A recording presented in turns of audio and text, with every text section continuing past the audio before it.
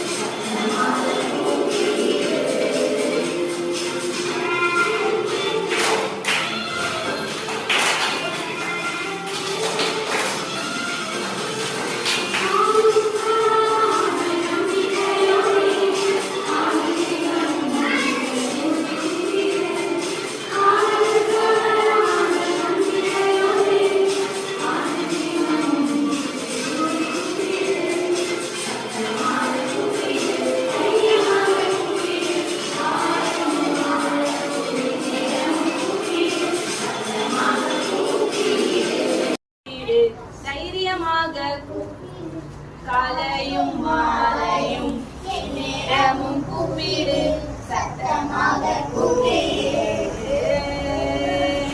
ஓகேவா? One time பாடிட்டு லாஸ்ட்ல சத்தமாக கூப்பிடு. அறியாததும் உனக்கெட்டாததும் அறிவிப்பாரே அதை செய்து முடிப்பார். அறியாததும் உனக்கெட்டாததும் அறிவிப்பாரே அதை செய்து முடிப்பார்.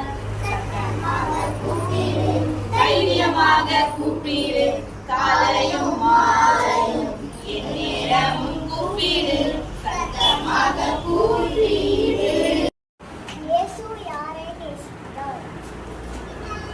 என்னை நேசிக்கிறார். இயேசு யாரை நேசிக்கிறார்? இயேசு என்னை நேசிக்கிறார். உங்கள் எல்லாரையும் நேசிக்கிறார்.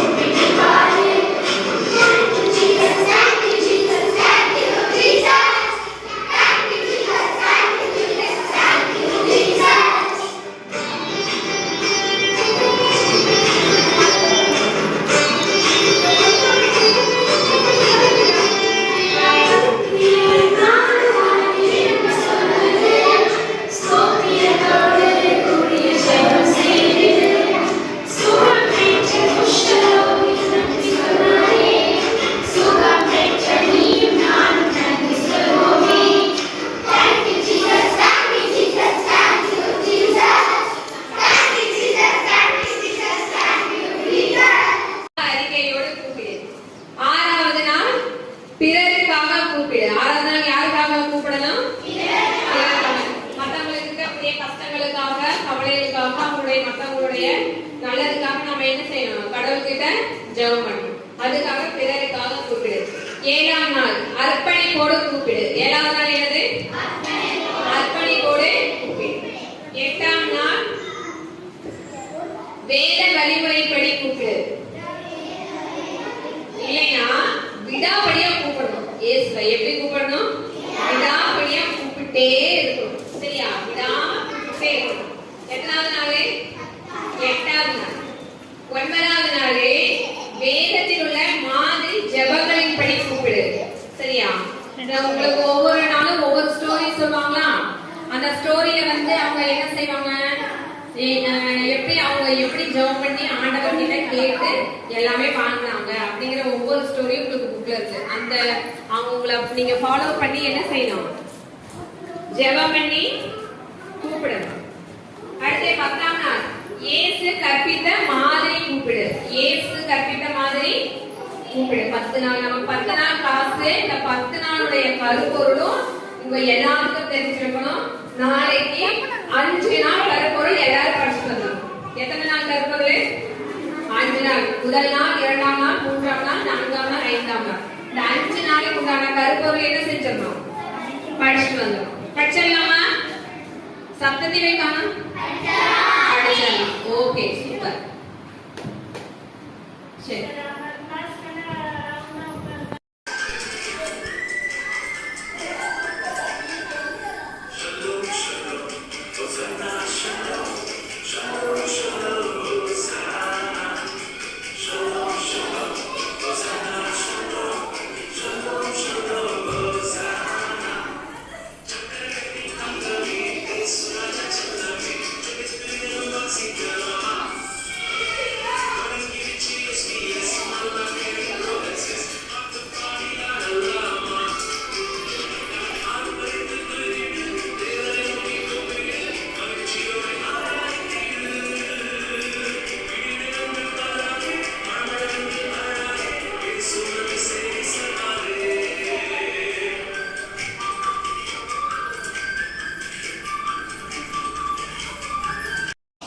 ஒவ்வொரு நாளும் நீங்க என்ன பண்ண போறீங்க?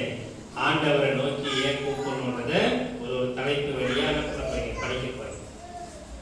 சரி, ஏன் எஸ்பிஎஸ் வரோம்? யாரை பத்தி படிக்க வரோம்? இயேசுவை பத்தி படிக்க வரோம்.